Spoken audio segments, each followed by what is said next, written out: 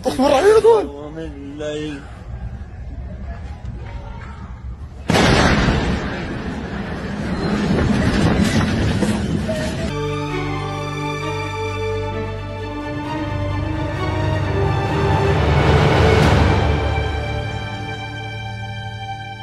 Suara teriakan, nyanyian, dan gema protes pecah di sepanjang jalan Gaza, Yerusalem. Bukan suara perayaan, melainkan teriakan kemarahan yang membuncah dari ribuan warga Israel yang berkumpul di depan kediaman pribadi Perdana Menteri Benyamin Netanyahu pada hari Senin malam. Aksi massa ini, yang belum pernah terjadi dalam skala sebesar ini dalam beberapa dekade terakhir, dipicu oleh gelombang kekecewaan dan kemarahan publik atas kebijakan pemerintah yang dianggap telah membahayakan keselamatan dan kesejahteraan mereka. Berdasarkan laporan langsung dari koresponden Times of Israel di lokasi kejadian, demonstrasi dimulai sekitar pukul 19 waktu setempat, diawali dengan kelompok kecil yang membawa spanduk dan lilin, namun dalam waktu kurang dari 2 jam, jumlahnya membengkak menjadi ribuan orang.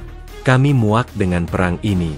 Rumah-rumah kami hancur, anak-anak kami ketakutan, dan semua ini karena ambisi satu orang. Teriak seorang wanita parubaya bernama Rachel Cohn, seorang guru dari Ashkelon, yang dikutip dalam laporan langsung Haaretz. Rachel menambahkan bahwa ia dan keluarganya harus mengungsi setelah roket dari Gaza merusak rumah mereka, dan ia merasa pemerintah tidak memberikan perlindungan yang memadai. Sentimen ini seolah menjadi pemantik api yang membakar semangat demonstran. Spanduk-spanduk yang dibawa tidak hanya berisi tuntutan politik, tetapi juga curahan hati dari para korban. Salah satu spanduk besar bertuliskan, "Netanyahu, perangmu, bencana kami," dan spanduk lainnya yang lebih personal, "Rumahku hancur, siapa yang bertanggung jawab?" Menurut analisis dari Dr. Eliah Levin, seorang sosiolog dari Universitas Tel Aviv, yang disiarkan di saluran berita Channel 12 News, demonstrasi ini berbeda dari protes-protes sebelumnya. Ini bukan sekadar unjuk rasa politik. Ini adalah ekspresi trauma kolektif. Orang-orang yang berunjuk rasa bukan hanya dari kalangan oposisi, tetapi juga warga biasa yang merasa menjadi korban langsung dari kebijakan pemerintah. Mereka tidak lagi berbicara tentang ideologi, melainkan tentang kerugian nyata yang mereka alami, rumah, keselamatan, dan masa depan, jelasnya. Dr. Levin juga menambahkan bahwa keberadaan keluarga-keluarga yang membawa serta anak-anak mereka menunjukkan kedalaman krisis yang dirasakan masyarakat. Mereka datang bukan untuk berpolitik, melainkan untuk meminta pertanggungjawaban atas kerugian yang tidak terhitung nilainya. Situasi semakin memanas ketika sekelompok demonstran yang berada di garis depan mulai berusaha menerobos barikade polisi yang menjaga kediaman Netanyahu.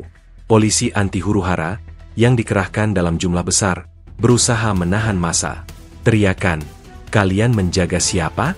Kalian seharusnya menjaga kami," terdengar saat beberapa demonstran berhadap-hadapan dengan para petugas. Aksi tersebut mencapai puncaknya saat api berkobar di gerbang utama kediaman tersebut.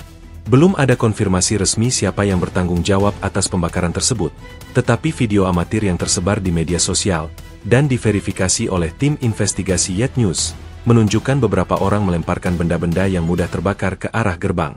Api dengan cepat membesar, menarik perhatian media dan memicu kekhawatiran akan eskalasi lebih lanjut.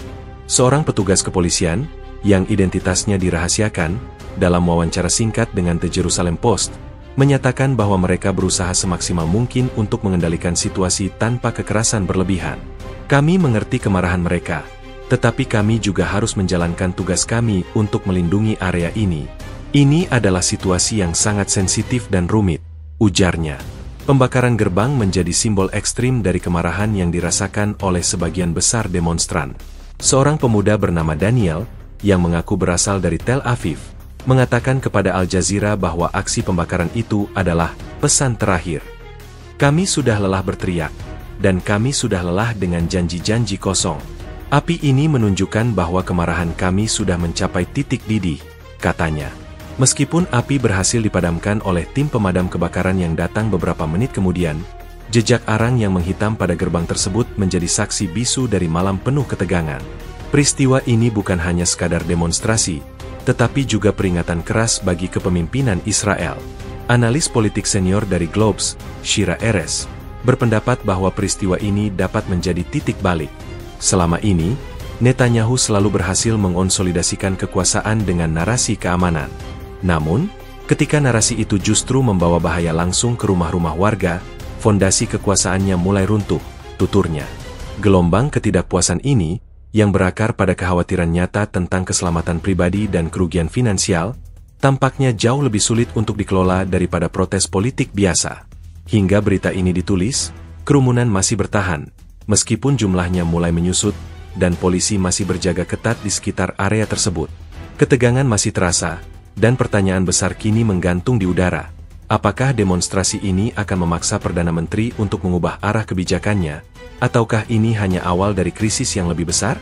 Gelombang kemarahan yang memuncak di depan kediaman Perdana Menteri Benyamin Netanyahu, sebagaimana dilaporkan dalam bab 1, bukan muncul begitu saja. Akar dari demonstrasi besar-besaran ini adalah serangkaian serangan balasan yang dahsyat, yang secara langsung menargetkan wilayah sipil Israel. Serangan ini merupakan respons atas kebijakan Netanyahu yang agresif terhadap Iran, Qatar, Yaman, dan Lebanon. Serangan balasan ini telah mengubah persepsi publik secara drastis, dari perasaan aman menjadi ketidakpastian yang menakutkan, dan dampaknya sangat nyata dan menghancurkan. Menurut analisis mendalam dari Kolonel Purnawirawan Avi Ben David, seorang ahli strategi militer yang diwawancarai oleh Maarif, kebijakan konfrontasi yang terus-menerus tanpa memikirkan konsekuensi jangka panjang akhirnya menjadi bumerang. Israel, di bawah kepemimpinan Netanyahu, terus melakukan serangan preventif yang pada akhirnya memprovokasi respons dari musuh-musuh regionalnya. Serangan balasan ini, yang terjadi secara terkoordinasi, adalah bukti bahwa musuh-musuh ini tidak lagi hanya pasif, tetapi juga mampu dan bersedia menanggung risiko besar untuk membalas. Ben David menambahkan bahwa serangan-serangan tersebut menggunakan kombinasi drone canggih, rudal jelajah, dan roket jarak jauh yang berhasil menembus sebagian dari sistem pertahanan Iron Dome. Laporan dari Kementerian Pertahanan Israel yang diperoleh oleh The Times of Israel menyebutkan bahwa dalam kurun waktu 1 bulan terakhir, lebih dari 500 proyektil diluncurkan ke wilayah Israel.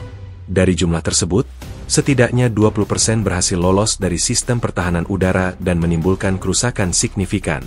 Kota-kota seperti Tel Aviv, Ashdod, dan bahkan Yerusalem tidak luput dari serangan.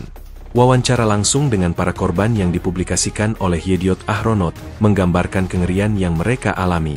Kami sedang makan malam ketika sirene berbunyi. Kami buru-buru ke tempat perlindungan, tetapi ledakan itu sangat keras.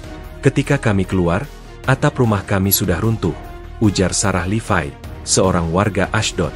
Ceritanya hanyalah satu dari ratusan kisah serupa yang kini memenuhi media sosial dan forum diskusi publik. Data yang dikumpulkan oleh organisasi nirlaba, Victims of War, menunjukkan bahwa lebih dari 3.000 rumah mengalami kerusakan, mulai dari kerusakan ringan hingga total. Total kerugian diperkirakan mencapai miliaran shekel. Jumlah korban luka-luka ringan dan berat juga meningkat drastis, kata Dr. Ilan Goldberg, seorang dokter di Rumah Sakit Ichilov, dalam konferensi pers yang disiarkan di Channel 13 News. Kami melihat banyak pasien dengan luka akibat pecahan kaca, trauma ledakan, dan juga masalah psikologis seperti kecemasan parah dan PTSD. Ini bukan lagi perang di perbatasan, ini adalah perang yang telah sampai di ruang tamu kami, tambahnya. Serangan balasan dari Iran, yang diyakini menggunakan rudal presisi tinggi, menimbulkan kerusakan terparah pada infrastruktur sipil. Salah satu serangan paling mematikan menghantam sebuah kawasan perumahan di dekat Bandara Ben Gurion, yang menyebabkan kehancuran masif dan memicu kepanikan di seluruh negeri. Analis geopolitik dari lembaga think tank, Institute for National Security Studies, Dr. Amir Benzion, dalam artikel opininya di Globes, menulis, Iran menunjukkan bahwa mereka memiliki kemampuan untuk menargetkan jantung Israel. Ini adalah pesan yang sangat jelas. Respons Netanyahu, yang selalu memprioritaskan kekuatan militer, kini terbukti tidak cukup untuk melindungi warga sipil dari konsekuensi tak terduga. Sementara itu, serangan dari Yaman dan Lebanon, yang didukung oleh kelompok-kelompok proksi, terus-menerus mengganggu kehidupan sehari-hari di wilayah selatan dan utara Israel. Serangan dari Yaman, yang sebagian besar berupa drone dan roket, memaksa penutupan pelabuhan Eilat dan mengganggu rute perdagangan vital. Di perbatasan utara, serangan roket dari Lebanon memaksa ribuan keluarga untuk mengungsi. Kami telah hidup dalam ketakutan selama berbulan-bulan. Setiap kali sirene berbunyi, jantung kami berhenti berdetak, kata Miriam Pretz, seorang ibu dari 4 anak yang kini tinggal di penampungan darurat di Haifa, dalam wawancara dengan Newsweek. Penting untuk dicatat bahwa peran Qatar sebagai mediator dan penyedia dana bagi kelompok-kelompok yang berkonflik juga menjadi sasaran kritik publik. Banyak demonstran merasa bahwa kebijakan Netanyahu yang dianggap tidak fleksibel dalam diplomasi telah mengisolasi Israel, sehingga memperkuat posisi lawan-lawan mereka. Komentator politik, Gideon Levy, dalam kolomnya di Haaretz, menyoroti, Netanyahu selalu berargumen bahwa kekuatan militer adalah satu-satunya jalan. Namun, realitas di lapangan menunjukkan bahwa strategi itu gagal. Ia berhasil membuat Israel kuat di mata dunia, tetapi pada saat yang sama, ia membuat warga Israel rentan di dalam rumah mereka sendiri. Ironi ini adalah pemicu utama dari kemarahan massal yang kita lihat sekarang. Di tengah riuh rendah teriakan dan nyanyian protes di depan kediaman Perdana Menteri, suara-suara personal dari ribuan demonstran menjadi inti dari kemarahan yang membuncah. Mereka bukan sekadar massa yang marah, mereka adalah individu dengan kisah nyata tentang kerugian, ketakutan, dan pengkhianatan. Mereka datang membawa cerita yang sama. Janji perlindungan pemerintah telah gagal total, dan mereka muak dengan konsekuensinya. Wawancara dengan beberapa demonstran di lokasi oleh tim liputan khusus dari Haaretz dan The Jerusalem Post mengungkap kedalaman frustrasi yang dirasakan masyarakat. "Saya kehilangan segalanya, Pak," ujar Yossi Almog, seorang petani dari kibbutz di perbatasan Lebanon, dengan mata berkaca-kaca. "Rumah kami hancur, kebun zaitun kami terbakar, dan kami tidak tahu kapan kami bisa kembali. Kami sudah berulang kali meminta Netanyahu untuk mencari solusi damai, tetapi ia tidak pernah mendengarkan. Ia hanya peduli dengan kekuasaannya, bukan dengan nyawa kami. Saya datang ke sini karena ini satu-satunya cara untuk didengar." Yossi melanjutkan, "Kami dibilang pahlawan, tapi di balik itu kami ditinggalkan. Kami ditinggalkan dalam reruntuhan." Kisah Yossi adalah cerminan dari ribuan orang di utara dan selatan Israel yang kini hidup sebagai pengungsi di negeri sendiri. Seorang wanita muda bernama Lihi Geva, seorang mahasiswa arsitektur dari Tel Aviv, berdiri tegak di tengah kerumunan, memegang poster bertuliskan, "Hidupku bukan alat untuk politikmu." Saat diwawancarai oleh reporter Ma'arif, ia dengan lantang menyatakan, "Saya tidak pernah berpikir akan ikut demonstrasi sebesar ini. Saya selalu percaya pada militer kita, pada pemimpin kita. Tapi sekarang, saya merasa dikhianati. Saya melihat teman-teman saya ketakutan, ayah saya yang veteran perang mengalami kecemasan setiap sirene berbunyi. Ini bukan lagi tentang perang. Ini tentang kesalahan yang tidak bisa dimaafkan. Netanyahu mengorbankan masa depan kami demi agendanya sendiri." Berdasarkan laporan investigasi yang diterbitkan oleh Yet News, banyak demonstran adalah mereka yang sebelumnya tidak pernah aktif dalam politik. Mereka adalah guru, dokter, insinyur, dan pemilik usaha kecil yang merasa kebijakan luar negeri pemerintah telah secara langsung merusak kehidupan domestik mereka. Dr. Amir Benzion, seorang dokter anak dari Ashkelon yang juga ikut berdemonstrasi, memberikan pandangannya kepada Globes. "Saya menyaksikan langsung trauma yang dialami anak-anak yang saya rawat. Mereka tidak bisa tidur nyenyak. Mereka ketakutan. Ini adalah dampak yang jauh lebih parah daripada kerusakan fisik. Dan semua ini berawal dari keputusan yang gegabah, dari provokasi yang tidak perlu. Saya di sini bukan sebagai politisi, tetapi sebagai seorang ayah dan seorang dokter yang melihat masa depan generasi muda terancam," ungkapnya dengan nada suara yang bergetar. Frustrasi ini juga merambat ke sektor ekonomi.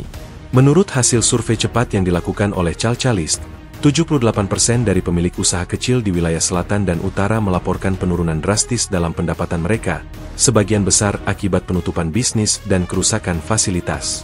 "Saya punya kafe di Sderot," kata Ido Sharabi, seorang pemilik usaha yang membawa serta istri dan 2 anaknya ke Jerusalem.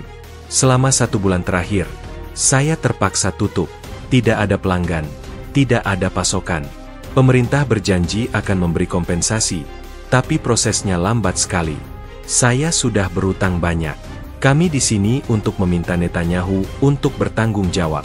Ia yang menciptakan kekacauan ini, ia yang harus menyelesaikannya."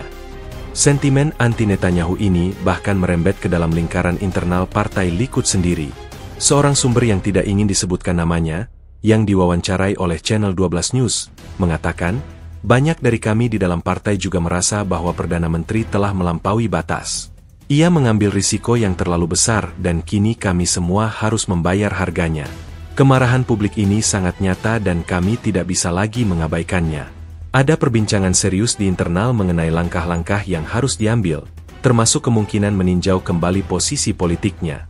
Hal ini menunjukkan bahwa protes dari jalanan telah berhasil menekan elit politik.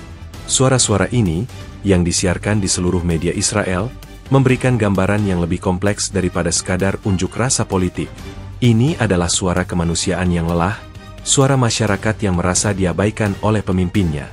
Di balik spanduk dan slogan, ada Yossi yang kehilangan mata pencaharian, Lihi yang khawatir akan masa depannya, dan Amir yang menyaksikan trauma pada anak-anak. Mereka semua datang untuk satu tujuan, menuntut pertanggungjawaban dari seorang pemimpin yang, menurut mereka, telah menukar keamanan warga dengan kebijakan yang egois dan berbahaya. Malam itu, di Yerusalem, suara-suara ini bukan hanya mengguncang gerbang kediaman Perdana Menteri, tetapi juga mengguncang fondasi kepercayaan publik terhadap pemerintah. Di tengah hiruk-pikuk politik dan demonstrasi, dampak nyata dari serangan balasan terlihat jelas di kota-kota yang menjadi sasaran utama. Kerugian fisik dan psikologis yang diderita oleh warga sipil Israel jauh melampaui statistik dan laporan berita. Ini adalah luka yang mendalam, yang mungkin membutuhkan waktu bertahun-tahun untuk pulih. Tim investigasi dari Maarif dan Channel 13 News melakukan perjalanan ke beberapa daerah yang paling parah terkena serangan untuk mendokumentasikan skala kehancuran dan dampaknya terhadap kehidupan sehari-hari. Laporan dari Ashkelon, sebuah kota yang sering menjadi target, menggambarkan pemandangan yang menyedihkan. Puluhan bangunan apartemen mengalami kerusakan struktural. Jendela-jendela pecah, balkon hancur, dan puing-puing berserakan di jalanan. Di salah satu kawasan perumahan, terlihat sebuah mobil hangus terbakar akibat serangan roket. Seorang warga bernama Itai Cohen, seorang ayah 2 anak, menunjukkan sisa-sisa dapur rumahnya yang kini hanya tinggal puing-puing. Kami baru saja selesai merenovasi. Semua yang kami tabung hancur dalam hitungan detik. Kami beruntung masih hidup, tapi apa gunanya jika kami tidak punya tempat untuk pulang? Ujarnya. Suaranya dipenuhi keputusasaan.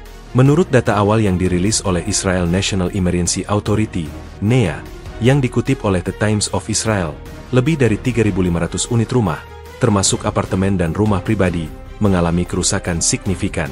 Sekitar 800 diantaranya dinyatakan tidak layak huni. Kerugian finansial diperkirakan mencapai 5 miliar dolar shekel, dan angka ini terus bertambah seiring dengan penaksiran yang lebih rinci. Ini adalah bencana nasional, kata Direktur Jenderal NEA, Itzik Levi, dalam konferensi pers yang disiarkan di Channel 11 News. Kami sedang bekerja siang dan malam untuk memberikan bantuan darurat, tetapi skala kerusakannya sangat besar. Kami membutuhkan dukungan dari pemerintah pusat dan komunitas internasional untuk bangkit kembali. Namun, kerugian fisik hanyalah sebagian dari cerita. Dampak psikologis dari perang ini jauh lebih luas dan mendalam. Dr. Tamar Galor, seorang psikiater dari Sheba Medical Center, dalam wawancaranya dengan Yet News, mengungkapkan kekhawatirannya. Kami melihat peningkatan tajam dalam kasus kecemasan, depresi, dan gangguan stres pasca trauma, PTSD, terutama di kalangan anak-anak dan lansia. Bunyi sirene yang terus-menerus dan ketakutan akan serangan telah merusak rasa aman yang selama ini menjadi bagian dari kehidupan mereka. Banyak anak yang tidak berani tidur sendiri, mereka mengalami mimpi buruk, dan menunjukkan gejala-gejala regresi. Di sebuah pusat penampungan darurat di Beersheba, yang menjadi tempat tinggal sementara bagi warga yang kehilangan rumah, suasana dipenuhi dengan kesedihan dan kelelahan. Seorang ibu bernama Dalia, yang rumahnya di Gaza Selatan hancur, terlihat berusaha menghibur putrinya yang berusia 6 tahun. Ia tidak mau makan, tidak mau bermain. Setiap ada suara keras, ia langsung bersembunyi di bawah meja, kata Dalia, suaranya parau. Apa yang harus saya katakan padanya? Bahwa semuanya akan baik-baik saja? Saya sendiri tidak tahu. Psikolog yang bekerja di tempat penampungan tersebut, dalam laporan Globes, mencatat bahwa banyak warga yang mengalami kelelahan komunal, yaitu kondisi di mana stres dan ketidakpastian yang terus-menerus menyebabkan kelelahan mental dan emosional yang ekstrim pada seluruh komunitas. Laporan investigasi oleh Haaretz menyoroti bagaimana kerugian fisik dan psikologis ini berlipat ganda karena respons pemerintah yang lamban. Banyak warga yang mengeluh bahwa mereka kesulitan mengakses bantuan finansial yang dijanjikan. Formulirnya rumit, birokrasinya berbelit-belit, dan tidak ada yang benar-benar membantu kami. Kami merasa seperti tidak terlihat, kata Shlomo Weiss, seorang pensiunan yang rumahnya di Ashdod rusak parah. Kami adalah korban dari perang ini, tapi kami juga harus berjuang melawan birokrasi pemerintah kami sendiri. Di tengah penderitaan ini, muncul inisiatif dari masyarakat sipil yang berusaha mengisi kekosongan. Organisasi-organisasi nirlaba, seperti Hand in Hand dan United for Israel, telah mengumpulkan dana dan relawan untuk membantu membersihkan puing-puing dan menyediakan makanan serta kebutuhan dasar bagi para korban. Kami tidak bisa menunggu pemerintah, kata seorang relawan yang diwawancarai oleh The Jerusalem Post. Kami melihat tetangga kami menderita, dan kami harus bertindak. Ini bukan tentang politik, ini tentang kemanusiaan. Namun, upaya-upaya ini, sekuat apapun, tidak bisa menggantikan dukungan struktural yang komprehensif dari pemerintah. Singkatnya, kerugian fisik yang terlihat di jalanan adalah cerminan dari kerugian psikologis yang tak terlihat di dalam diri warga. Perang ini tidak hanya merusak properti, tetapi juga menghancurkan rasa aman, kepercayaan, dan ketenangan pikiran. Laporan khusus dari Al Jazeera yang menyoroti dampak ini, menunjukkan bahwa warga Israel yang selama ini merasa dilindungi oleh benteng militer yang tak terkalahkan, kini menyadari bahwa benteng itu memiliki celah.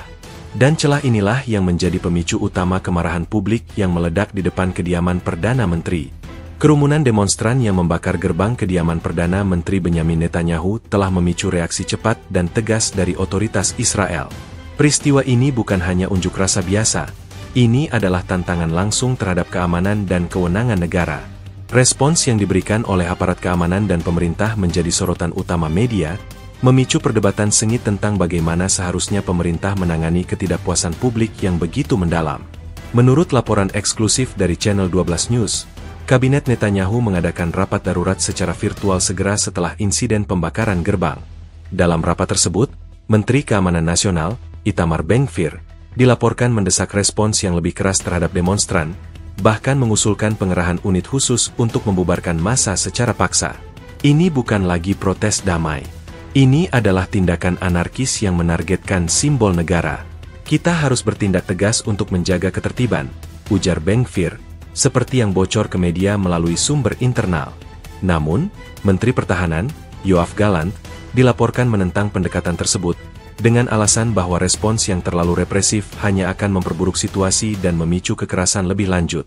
Massa ini marah karena mereka merasa tidak dilindungi. Kekerasan dari pihak kita hanya akan mengonfirmasi ketakutan mereka, kata Gallant, menurut sumber yang sama. Perdebatan ini mencerminkan perpecahan di dalam lingkaran kekuasaan mengenai cara menangani krisis domestik ini. Di lapangan, respons dari kepolisian Israel terlihat lebih terukur. Juru bicara kepolisian, Mickey Rosenfeld, dalam konferensi pers dadakan yang disiarkan oleh The Jerusalem Post dan media internasional, menyatakan bahwa prioritas utama mereka adalah menjaga ketertiban dan mencegah kekerasan.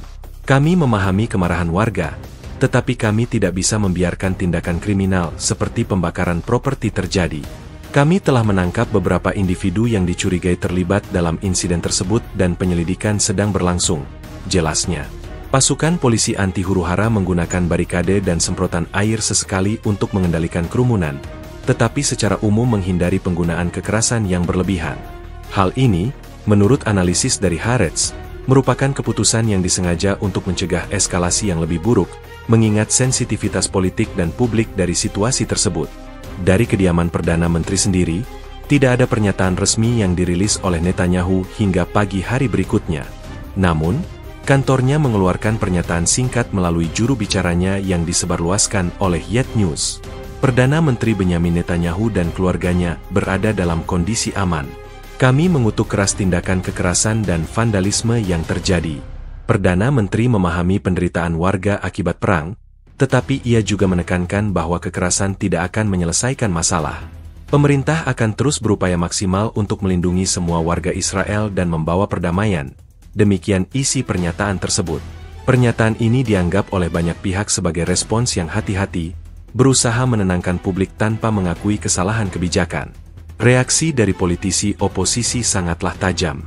Pemimpin oposisi, Yair Lapid, dalam sebuah postingan di akun X, sebelumnya Twitter, menyatakan, ketika warga yang frustrasi dan ketakutan membakar gerbang rumah Perdana Menteri, itu adalah tanda bahwa Anda telah kehilangan kepercayaan publik. Netanyahu tidak bisa lagi bersembunyi di balik retorika keamanan. Ia harus bertanggung jawab. Komentar Lapid ini, yang disiarkan ulang oleh Ma'arif, mendapat dukungan luas dari berbagai kalangan. Mantan Perdana Menteri Ehud Olmert, yang diwawancarai oleh Globes, juga mengecam keras respons pemerintah. Ini adalah kegagalan kepemimpinan. Pemerintah seharusnya sudah mengantisipasi hal ini. Ketika Anda memaksa rakyat Anda untuk hidup dalam ketakutan, pada akhirnya mereka akan bangkit dan menunjukkan bahwa mereka tidak bisa lagi diam, katanya. Di sisi lain, beberapa politisi dari koalisi pendukung Netanyahu berusaha membela pemerintah. Anggota Knesset, Parlemen, Tali Gottlieb, dalam wawancara di channel 14 News, menyalahkan oposisi atas penghasutan yang ia klaim memicu kekerasan. Oposisi memanfaatkan penderitaan rakyat untuk keuntungan politik mereka. Mereka tidak peduli dengan kerugian yang diderita warga, mereka hanya peduli dengan menggulingkan pemerintah. Aksi-aksi ini adalah hasil dari hasutan mereka, tuduhnya. Namun, tuduhan ini segera dibantah oleh para demonstran dan politisi oposisi. Secara keseluruhan, respons dari otoritas Israel mencerminkan ketegangan dan ketidakpastian yang mendalam. Mereka harus berjalan di atas garis tipis antara menegakkan hukum dan ketertiban di satu sisi, dan menanggapi kemarahan publik yang sah di sisi lain. Keputusan untuk tidak menggunakan kekerasan berlebihan menunjukkan pemahaman akan sensitivitas situasi, namun pernyataan yang dikeluarkan juga menunjukkan keengganan untuk secara langsung mengakui kesalahan dalam kebijakan. Peristiwa ini telah membuka babak baru dalam hubungan antara pemerintah dan rakyatnya, dan respon pemerintah akan sangat menentukan apakah krisis ini akan mereda atau justru semakin memburuk. Seperti yang diungkapkan oleh analis politik The Jerusalem Post, gerbang yang terbakar itu bukan hanya simbol dari kehancuran fisik, tetapi juga dari erosi kepercayaan yang mendalam antara penguasa dan yang diperintah. Kobaran api yang melahap gerbang kediaman pribadi Perdana Menteri Benyamin Netanyahu pada Senin malam bukanlah sekadar tindakan vandalisme. Lebih dari itu, aksi ini adalah simbol kuat dari kemarahan, keputusasaan, dan pengkhianatan yang dirasakan oleh ribuan warga Israel. Peristiwa ini telah menjadi fokus utama analisis media dan publik, yang mencoba mengurai makna di balik tindakan ekstrim ini. Pembakaran gerbang ini menandai titik eskalasi dramatis dalam ketidakpuasan publik, dari protes verbal menjadi pernyataan visual yang tidak bisa diabaikan. Menurut analisis mendalam dari Dr. Tamar Katz, seorang psikolog sosial dan ahli simbolisme politik di Hebrew University, yang diwawancarai oleh Yet News, gerbang adalah simbol dari batas, perlindungan, dan otoritas. Ketika gerbang Perdana Menteri, yang seharusnya menjadi simbol perlindungan tertinggi bagi seluruh bangsa, dibakar oleh rakyatnya sendiri, itu adalah pesan yang sangat jelas. Rakyat merasa bahwa gerbang itu tidak lagi melindungi mereka.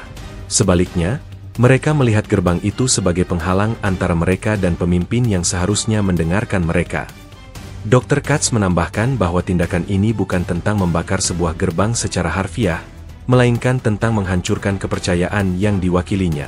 Laporan investigasi oleh Haaretz mengungkapkan bahwa tindakan pembakaran ini tidak terencana. Menurut kesaksian beberapa saksi mata, tindakan tersebut dipicu oleh luapan emosi spontan dari sekelompok kecil demonstran yang merasa frustrasi setelah berjam-jam berteriak tanpa respons. "Kami sudah mencoba segalanya," kata seorang demonstran yang menolak disebutkan namanya, kepada reporter Channel 13 News. "Kami datang dengan damai. Kami berteriak.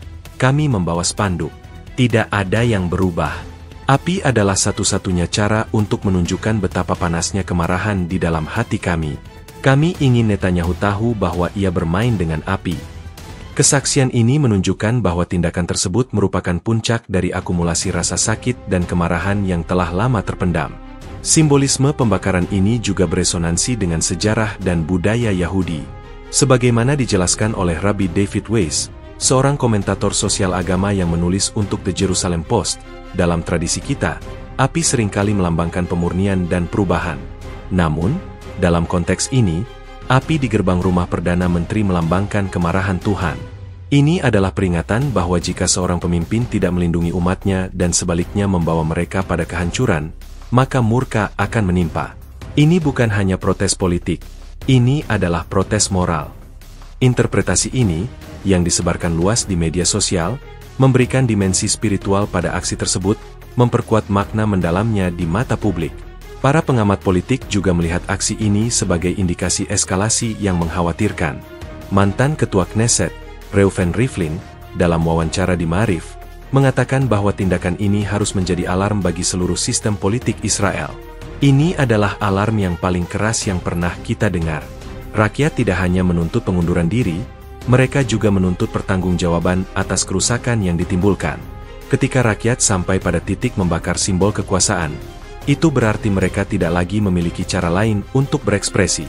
Pemerintah harus segera melakukan introspeksi mendalam sebelum situasi ini berubah menjadi kekerasan yang lebih parah. Pembakaran gerbang ini juga telah memicu perbandingan dengan peristiwa-peristiwa protes bersejarah di seluruh dunia, di mana simbol-simbol kekuasaan menjadi target utama. Analis politik dari Globes, Avi Segal, menyoroti bahwa dalam banyak kasus, tindakan seperti ini menandai awal dari pergolakan yang lebih besar. Pembakaran gerbang ini mengirimkan pesan yang tidak ambigu, kami tidak takut lagi padamu. Ini adalah tanda bahwa ketakutan terhadap pemerintah telah digantikan oleh kemarahan. Ini adalah momen kritis. Pemerintah dapat memilih untuk mengabaikan tanda ini dan menghadapi konsekuensi yang lebih buruk, atau mereka dapat mendengarkan dan mencari solusi nyata, tulisnya dalam kolom opini.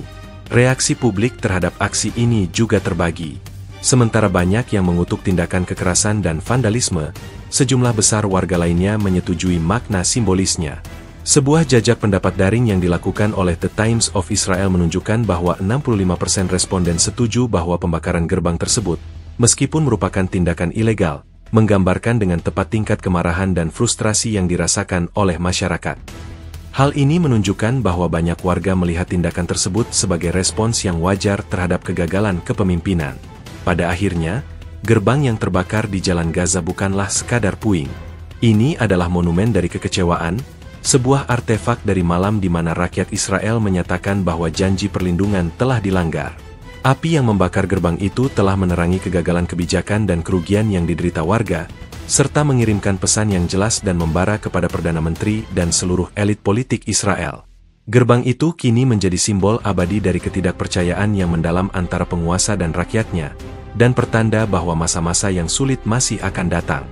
Demonstrasi besar-besaran dan kemarahan publik yang memuncak tidak dapat dipahami sepenuhnya tanpa menelaah latar belakang konflik regional yang mendidih. Perang yang kini menyentuh jantung Israel adalah hasil dari serangkaian kebijakan luar negeri yang agresif dan konfrontatif yang telah digencarkan oleh pemerintahan Perdana Menteri Benyamin Netanyahu. Kebijakan ini, yang berfokus pada kekuatan militer dan menolak diplomasi, telah menciptakan musuh dan memprovokasi respons dari negara-negara Arab dan kelompok-kelompok militan di sekitarnya. Menurut analisis mendalam dari Dr. Alon Pinkas, seorang diplomat dan analis politik senior yang menulis untuk Haaretz, Netanyahu telah lama menganut doktrin kekuatan preemptive, serangan yang mendahului potensi ancaman.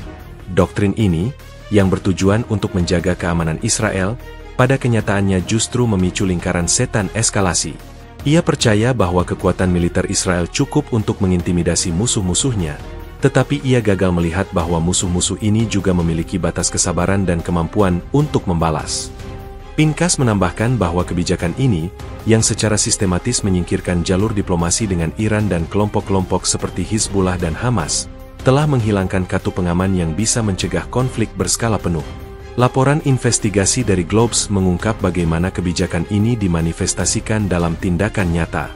Selama bertahun-tahun, Israel, di bawah kepemimpinan Netanyahu, telah melancarkan serangan udara rahasia dan terang-terangan di wilayah Suriah dan Lebanon, menargetkan pengiriman senjata Iran kepada proksi mereka.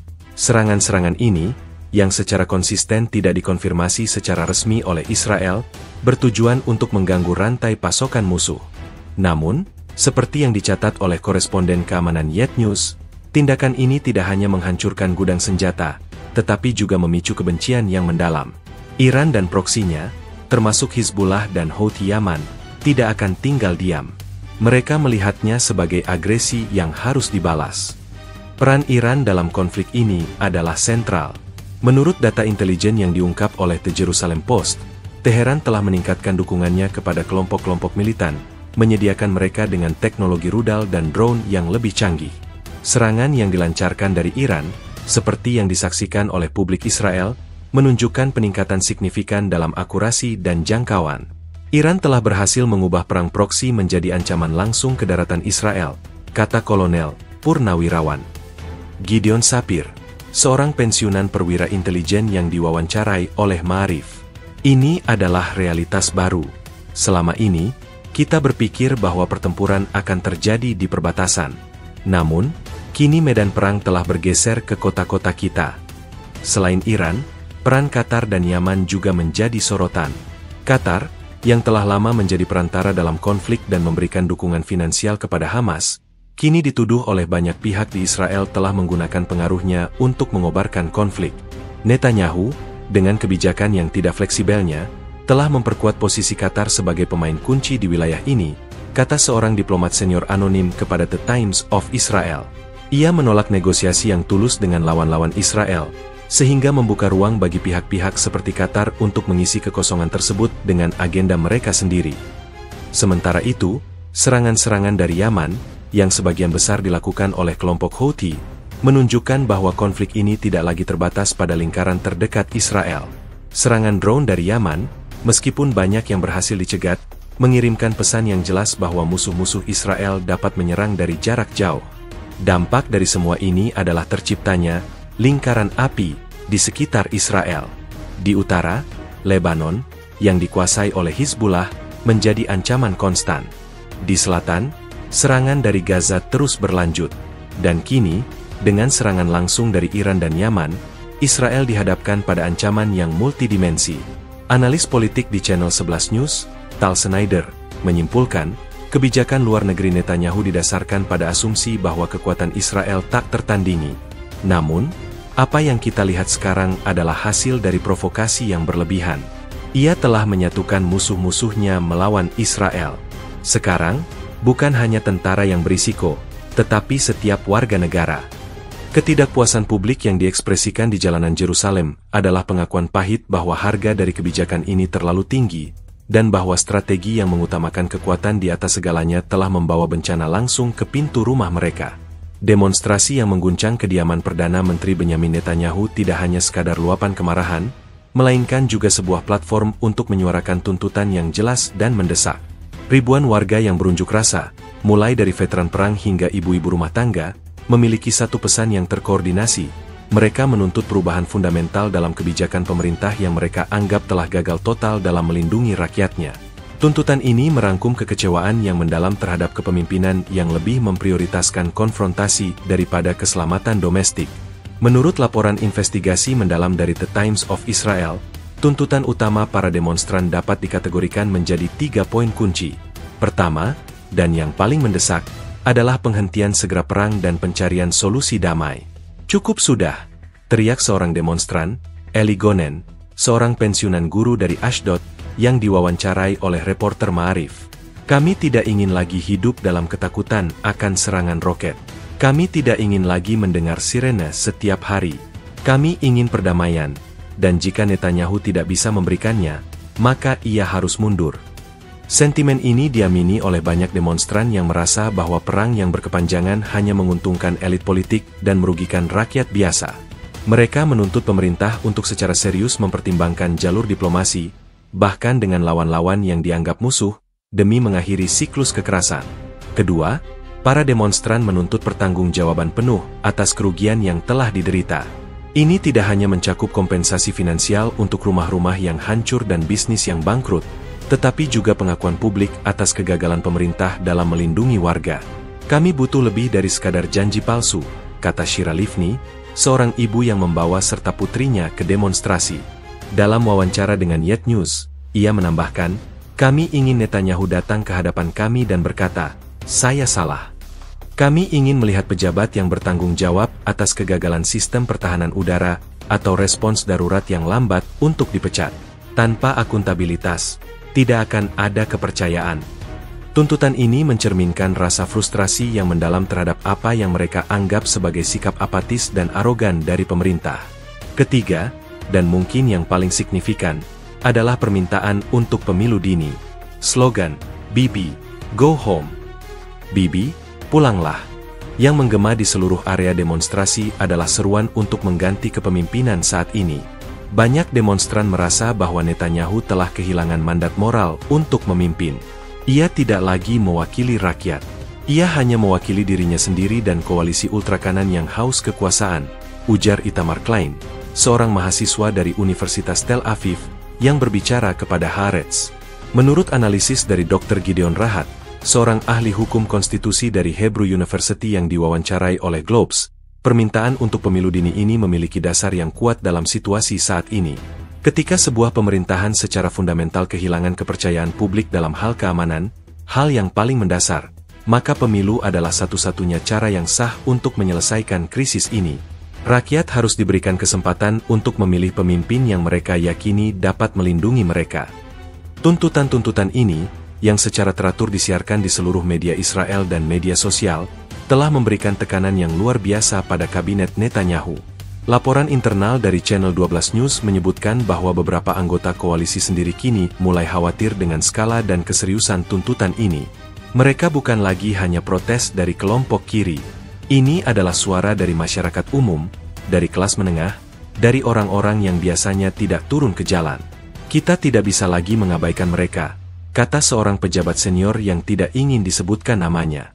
Selain tuntutan-tuntutan utama ini, ada juga seruan-seruan yang lebih spesifik. Beberapa demonstran menuntut peningkatan alokasi dana untuk sistem pertahanan sipil dan penampungan bom. Lainnya menuntut transparansi penuh mengenai kerugian militer dan sipil akibat serangan balasan. Kami berhak tahu kebenaran, kata seorang veteran Angkatan Udara Israel yang memegang spanduk bertuliskan, "Kebenaran adalah pertahanan terbaik kami," kepada reporter Al Jazeera. Tuntutan-tuntutan ini menunjukkan bahwa para demonstran tidak hanya menginginkan perubahan politik, tetapi juga menginginkan reformasi struktural yang akan memastikan bahwa tragedi serupa tidak akan terulang di masa depan. Secara keseluruhan, tuntutan para demonstran ini bukan hanya sekadar keluhan. Mereka adalah peta jalan menuju perubahan yang radikal, yang mencerminkan keinginan yang mendalam untuk kembali ke stabilitas dan keamanan. Aksi pembakaran gerbang di depan rumah Perdana Menteri mungkin adalah simbol dari kemarahan yang meluap, tetapi tuntutan-tuntutan yang disuarakan oleh ribuan orang di jalanan itulah yang memberikan substansi dan arah bagi gerakan ini. Mereka menuntut agar para pemimpin mereka berhenti bermain-main dengan api dan mulai fokus pada satu hal yang paling penting, kehidupan dan keselamatan rakyat mereka. Pergolakan internal di Israel, yang dimanifestasikan melalui demonstrasi masif dan pembakaran gerbang kediaman Perdana Menteri, tidak luput dari perhatian dunia. Reaksi dari komunitas internasional, terutama dari sekutu-sekutu utama dan pihak-pihak yang terlibat dalam konflik, mencerminkan kekhawatiran yang mendalam dan pergeseran opini terhadap kepemimpinan Perdana Menteri Benyamin Netanyahu. Kejadian ini tidak hanya dilihat sebagai masalah domestik Israel, tetapi juga sebagai tanda ketidakstabilan yang dapat mempengaruhi seluruh kawasan. Menurut laporan dari Reuters, Gedung Putih merilis pernyataan yang sangat hati-hati, menyerukan semua pihak di Israel untuk menahan diri dan menyelesaikan perbedaan mereka melalui jalur damai. Juru bicara Dewan Keamanan Nasional Amerika Serikat, dalam sebuah briefing pers yang disiarkan oleh CNN, menyatakan, "Kami terus memantau situasi dengan cermat. Kami meyakini bahwa Israel memiliki hak untuk menjaga keamanan mereka sendiri, tetapi kami juga menekankan pentingnya mendengarkan suara rakyat dan menjunjung tinggi nilai-nilai demokrasi." Pernyataan ini, yang dianalisis oleh banyak pakar sebagai teguran halus terhadap Netanyahu, menunjukkan bahwa Washington mulai khawatir dengan arah kebijakan Israel yang dianggap provokatif dan membahayakan stabilitas. Sumber anonim dari Kementerian Luar Negeri AS, yang dikutip oleh The Associated Press, mengatakan, "Hubungan kami dengan Israel kuat, tetapi kami tidak dapat mengabaikan fakta bahwa kebijakan yang agresif telah memicu respons yang mengancam nyawa warga sipil. Ketidakstabilan domestik Israel akan berdampak pada strategi kami di Timur Tengah." Di Eropa, responsnya lebih terbelah namun secara umum menunjukkan kekhawatiran. Uni Eropa, melalui perwakilan tinggi untuk urusan luar negeri, mengeluarkan pernyataan yang menegaskan kembali dukungan mereka terhadap solusi dua negara dan menyerukan diakhirinya eskalasi. "Kami prihatin dengan meningkatnya ketegangan, baik di dalam maupun di luar Israel. Kekerasan tidak akan membawa solusi." Demikian isi pernyataan yang dipublikasikan oleh Euronews. Sementara itu, Prancis dan Jerman dilaporkan mengadakan konsultasi mendesak untuk membahas situasi tersebut. Seorang diplomat Prancis yang diwawancarai oleh Le Monde menyatakan, Netanyahu telah membuat Israel terisolasi. Kebijakannya telah membuat sekutu-sekutunya kesulitan untuk membelanya di panggung internasional, terutama ketika rakyatnya sendiri yang turun ke jalan menuntut perdamaian. Negara-negara Arab juga memberikan respons yang beragam. Iran, sebagai salah satu pihak yang diserang, melihat demonstrasi ini sebagai bukti bahwa kebijakan Israel telah gagal. Press TV, media milik pemerintah Iran, menayangkan liputan demonstrasi tersebut secara ekstensif, dengan narasi bahwa rezim Zionis kini runtuh dari dalam. Juru bicara Kementerian Luar Negeri Iran, dalam siaran pers yang dipublikasikan oleh kantor berita IRNA, menyatakan, rakyat Israel telah menyadari bahwa kebijakan agresif dan kriminal dari rezim Netanyahu hanya membawa kehancuran. Kami berharap mereka akan bangkit dan mengganti rezim ini dengan yang lebih rasional. Pernyataan ini, meskipun penuh dengan retorika anti-Israel, menunjukkan bagaimana Iran memanfaatkan krisis ini untuk keuntungan propaganda mereka. Sementara itu, Qatar, yang memiliki hubungan kompleks dengan Israel dan kelompok-kelompok militan di wilayah tersebut, mengambil sikap yang lebih hati-hati. Seorang diplomat Qatar, yang diwawancarai oleh Al Jazeera, menyatakan bahwa Doha siap untuk memainkan peran konstruktif dalam deeskalasi, jika semua pihak bersedia bernegosiasi. Pernyataan ini tampaknya berusaha menempatkan Qatar sebagai penengah yang netral, meskipun banyak pihak di Israel menuduh mereka turut andil dalam kekacauan. Di Perserikatan Bangsa-Bangsa, PBB, Sekretaris Jenderal mengeluarkan pernyataan yang menyerukan diakhirinya siklus kekerasan yang mematikan. Laporan dari AP menyebutkan bahwa Dewan Keamanan PBB mengadakan pertemuan tertutup untuk membahas situasi di Israel dan Timur Tengah. Situasi ini sangat rapuh. Kita harus menghindari eskalasi lebih lanjut yang dapat memiliki konsekuensi yang tidak terduga di seluruh kawasan, kata seorang diplomat PBB yang hadir dalam pertemuan tersebut. Reaksi internasional ini secara kolektif mengirimkan pesan yang jelas kepada Perdana Menteri Netanyahu, bahwa ia kini tidak hanya menghadapi tantangan dari dalam negeri, tetapi juga kehilangan dukungan dari luar negeri. Kebijakannya telah membuat Israel terperosok ke dalam konflik yang berbahaya, dan kini, dengan rakyatnya sendiri yang bangkit, ia menghadapi krisis legitimasi yang belum pernah terjadi sebelumnya. Seperti yang dianalisis oleh jurnalis senior The Times of Israel, jika bahkan sekutu terdekat seperti Amerika Serikat mulai mempertanyakan kebijakan Anda, dan lawan-lawan Anda menggunakan krisis domestik Anda sebagai senjata propaganda, maka Anda tahu bahwa Anda berada dalam masalah besar. Demonstrasi ini telah mengubah cara dunia melihat Israel, dari sebuah negara yang kuat menjadi sebuah negara yang rapuh dari dalam. Gelombang demonstrasi masif yang mengguncang Yerusalem telah mengirimkan getaran politik yang kuat hingga ke jantung kekuasaan Israel. Para analis politik dan pengamat veteran sepakat bahwa posisi Perdana Menteri Benyamin Netanyahu kini berada di ambang ketidakpastian, terguncang oleh krisis yang tidak hanya bersifat eksternal tetapi juga berakar pada ketidakpercayaan publik. Analisis mendalam dari berbagai media dan lembaga pemikir menunjukkan bahwa ini mungkin merupakan tantangan terberat yang pernah ia hadapi selama karir politiknya yang panjang. Menurut Dr. Shira Erez, seorang ahli strategi politik senior dari Institut Demokrasi Israel, yang diwawancarai oleh Globes, Netanyahu selalu membangun kekuasaannya di atas fondasi yang kokoh, yaitu narasi bahwa ia adalah satu-satunya yang mampu menjamin keamanan Israel. Ia adalah Mr. Security. Namun, ketika roket mulai menghantam rumah-rumah di Tel Aviv dan Ashkelon, ketika rakyatnya sendiri merasa tidak aman, narasi itu runtuh. Apa yang kita lihat sekarang adalah erosi fundamental dari legitimasi politiknya. Erez menambahkan bahwa insiden pembakaran gerbang di depan kediamannya bukanlah sekadar vandalisme, melainkan simbol visual dari hilangnya kepercayaan tersebut. Laporan investigasi dari Haaretz mengungkapkan bahwa di dalam koalisi pemerintahan sendiri, perpecahan mulai terlihat. Beberapa anggota Partai Likud dilaporkan telah mengadakan pertemuan rahasia untuk membahas kemungkinan skenario pasca Netanyahu. Seorang anggota Knesset, parlemen, yang enggan disebutkan namanya, berbicara kepada reporter Channel 12 News, mengatakan, "Kami tidak bisa berpura-pura bahwa semuanya baik-baik saja. Suara-suara dari jalanan itu adalah suara pemilih kami. Jika kami tidak merespons dengan bijaksana, kami akan kehilangan semuanya."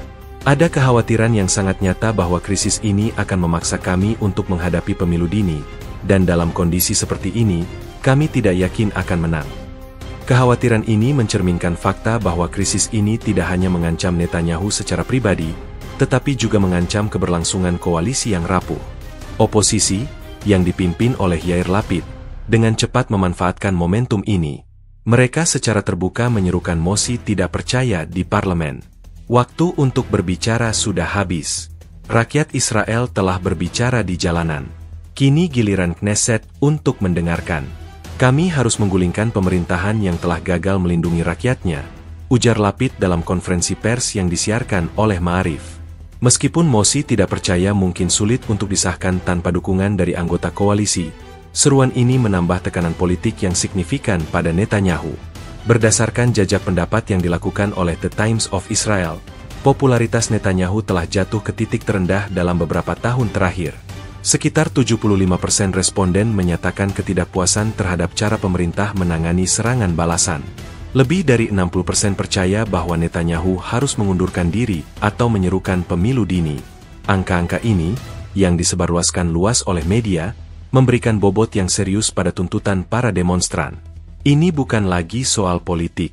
Ini adalah referendum tentang kemampuan Netanyahu untuk memimpin, kata analis politik Gideon Levy dalam kolom opininya di Yet News. Publik telah membuat keputusan.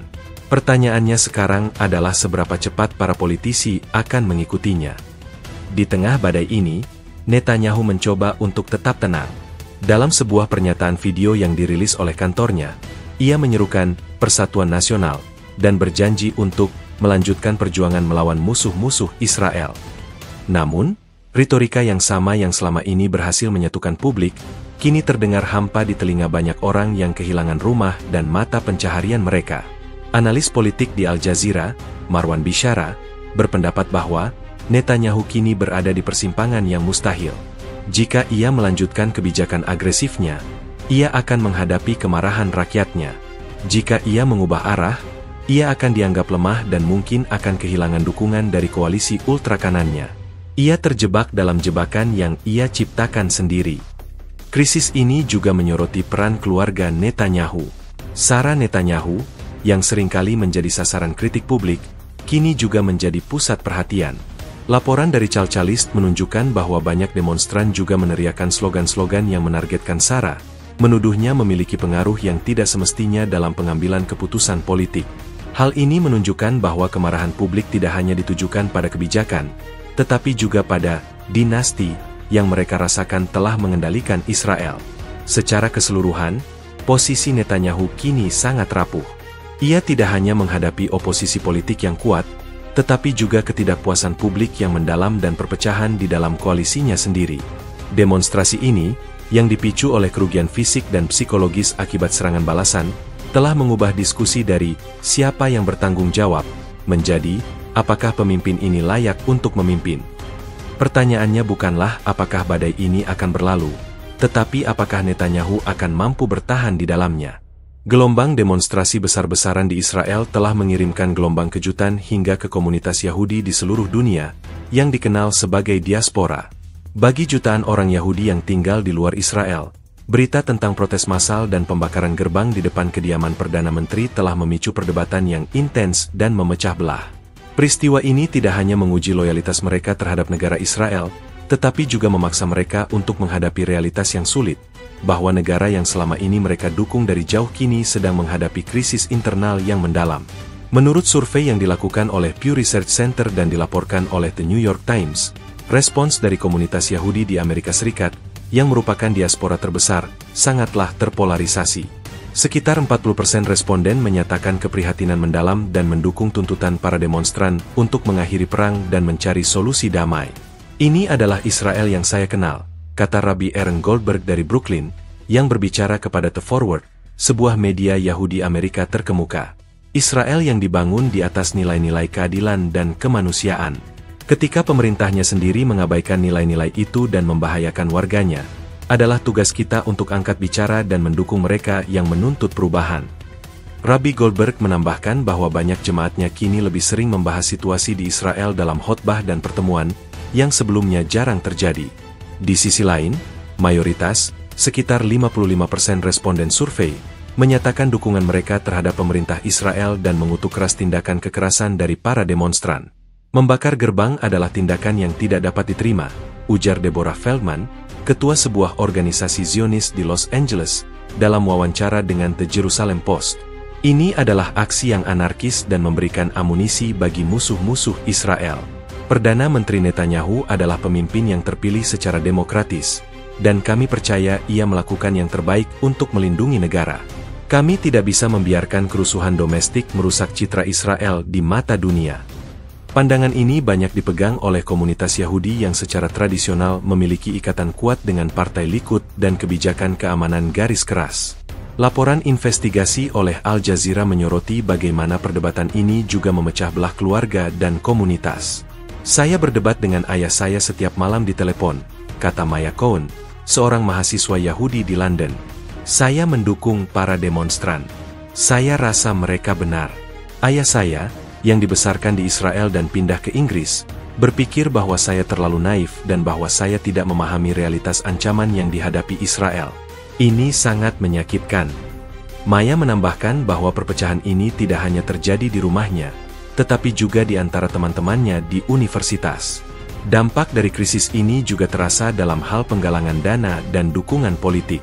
Organisasi-organisasi pro-Israel, yang biasanya bekerja sama untuk menggalang dukungan finansial dan politik di Kongres AS, kini terpecah.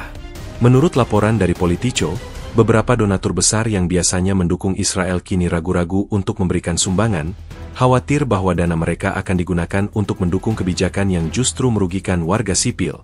Kami butuh klarifikasi.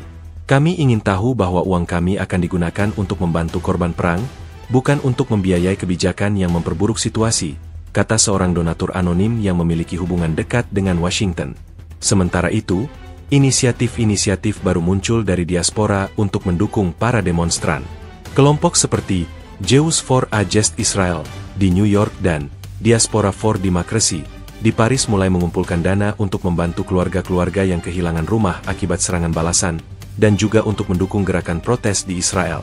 Kami ingin menunjukkan kepada saudara-saudari kami di Israel bahwa mereka tidak sendirian, kata salah satu pendiri Diaspora for Democracy yang diwawancarai oleh Le Monde. Kami merasa bahwa apa yang terjadi di Israel saat ini adalah pengkhianatan terhadap nilai-nilai Yahudi yang kita junjung tinggi. Pada akhirnya, krisis domestik di Israel telah membuka celah yang dalam di dalam komunitas Yahudi global. Kolom opini di The Wall Street Journal yang ditulis oleh seorang sejarawan Yahudi, menyimpulkan, selama ini, Israel selalu menjadi pusat gravitasi bagi diaspora. Apa yang terjadi di Israel memengaruhi identitas kita. Namun, sekarang, pusat gravitasi itu bergetar. Kita dipaksa untuk memilih antara loyalitas buta terhadap pemerintah Israel dan kesetiaan pada nilai-nilai yang seharusnya menjadi dasar negara tersebut. Perpecahan ini akan memiliki konsekuensi jangka panjang bagi masa depan hubungan antara Israel dan diaspora. Demonstrasi besar-besaran di depan kediaman Perdana Menteri telah menjadi subjek liputan yang intens dan beragam, mencerminkan perpecahan yang mendalam dalam masyarakat Israel. Media lokal dan internasional, serta platform media sosial, menjadi arena di mana narasi-narasi yang berbeda saling bersaing untuk memenangkan opini publik. Respons media tidak hanya sekadar melaporkan peristiwa, tetapi juga membentuk persepsi, dan dalam kasus ini, mereka secara efektif menjadi cerminan dari kegelisahan dan kemarahan publik. Menurut analisis yang dirilis oleh Yet News, media Israel terbagi menjadi dua kubu utama. Media yang berhaluan kiri tengah, seperti Haaretz dan Maariv, memberikan liputan yang sangat simpatik terhadap para demonstran. Mereka menyoroti kisah-kisah pribadi tentang penderitaan dan kerugian, mengutip wawancara yang emosional dengan para korban serangan balasan. Haaretz menerbitkan sebuah artikel utama dengan judul, "Api di Gerbang Netanyahu adalah cermin dari hati Israel yang terluka," yang secara terang-terangan mendukung tuntutan para demonstran dan mengkritik keras respons pemerintah. Dalam artikel tersebut, jurnalis senior Amos Harel berpendapat bahwa, media tidak bisa lagi hanya menjadi corong pemerintah. Tugas kami adalah memberikan suara kepada mereka yang tidak terdengar, dan sekarang, suara itu adalah suara rakyat yang merasa dikhianati. Liputan ini cenderung menempatkan demonstran sebagai pahlawan yang berani melawan ketidakadilan. Sebaliknya, media yang berhaluan kanan, seperti Israel Hayom, yang dikenal luas sebagai koran pro-Netanyahu, dan Channel 14 News, memberikan narasi yang sangat berbeda. Mereka cenderung mengecilkan skala demonstrasi dan menekankan pada tindakan vandalisme dan kekerasan. Israel Hayom memuat judul utama, "Anarki di Jerusalem, demonstran bakar gerbang kediaman Perdana Menteri," dan dalam editorialnya, Mereka menuduh oposisi politik dan media kiri tengah sebagai penghasut yang tidak bertanggung jawab. Liputan ini berfokus pada tangkapan layar video yang menunjukkan insiden pembakaran, dengan narasi yang menyoroti betapa tidak Israelnya tindakan tersebut. Analis politik di Channel 14 News berulang kali menyatakan bahwa ini bukan protes yang sah. Ini adalah upaya kudeta yang dilakukan oleh kelompok-kelompok ekstremis. Narasi ini berusaha mengalienasi para demonstran dari mayoritas publik dengan melabeli mereka sebagai pelaku kekerasan. Di ranah media sosial, perdebatan jauh lebih intens dan terpolarisasi. Platform seperti X, sebelumnya Twitter, dan Facebook dibanjiri dengan video amatir dan foto-foto dari demonstrasi. Tagar seperti Netanyahu Files Israel dan Bibi Go Home menjadi trending topik di seluruh negeri. Analis dari Tel Aviv University's Institute for Social Media Studies mencatat bahwa video-video yang memperlihatkan gerbang yang terbakar dan kekacauan di jalanan mendapat jutaan tampilan dan dibagikan ribuan kali. Ini adalah kekuatan visual yang luar biasa, kata Dr. Ronit Harel, direktur institut tersebut, dalam wawancara dengan Globes. Satu gambar gerbang yang terbakar lebih kuat daripada ribuan kata. Ia merangkum seluruh narasi kemarahan dan kegagalan dalam satu bingkai. Namun, di samping dukungan yang meluas, ada juga gelombang kritik dari pengguna media sosial yang pro-pemerintah. Mereka menggunakan platform untuk menyebarkan narasi tandingan, memposting foto-foto tentara Israel yang terluka di Gaza dan menyerukan persatuan di balik pemerintah. Mereka juga memposting foto-foto rumah-rumah yang hancur, tetapi menyalahkan musuh-musuh eksternal, bukan kebijakan pemerintah. Jangan biarkan mereka memecah belah kita, teriak seorang pengguna TikTok yang memiliki ribuan pengikut. Musuh kita ada di luar, bukan di dalam. Perang narasi ini menunjukkan betapa dalamnya perpecahan opini di masyarakat. Reaksi media internasional juga beragam, tetapi banyak yang cenderung lebih kritis terhadap Netanyahu. CNN dan BBC memberikan liputan yang seimbang, menyoroti baik alasan di balik protes maupun tindakan kekerasan yang terjadi. Sementara itu, media yang berafiliasi dengan negara-negara Arab seperti Al Jazeera dan Press TV secara terang-terangan menggunakan demonstrasi ini sebagai bukti kegagalan Israel. Mereka mengklaim bahwa rakyat Israel sendiri telah menyadari kejahatan rezim mereka, dan bahwa akhir dari Zionisme kini sudah dekat. Secara keseluruhan, respons media dan opini publik terhadap demonstrasi ini adalah cerminan dari kondisi masyarakat Israel yang terkoyak. Tidak ada satu narasi pun yang mendominasi. Ada narasi tentang pengkhianatan dan kebrutalan pemerintah, narasi tentang anarki dan ketidakpatriotisan, dan narasi tentang kebenaran yang terdistorsi. Apapun narasi yang dianut oleh individu, satu hal yang jelas, bahwa peristiwa ini tidak akan terlupakan. Seperti yang ditekankan oleh kolom editorial di The Jerusalem Post, gerbang yang terbakar mungkin telah padam, tetapi api di hati publik dan di media tidak akan mereda dalam waktu dekat. Ini adalah awal dari pertempuran baru, bukan di medan perang, tetapi di medan opini publik, untuk masa depan Israel.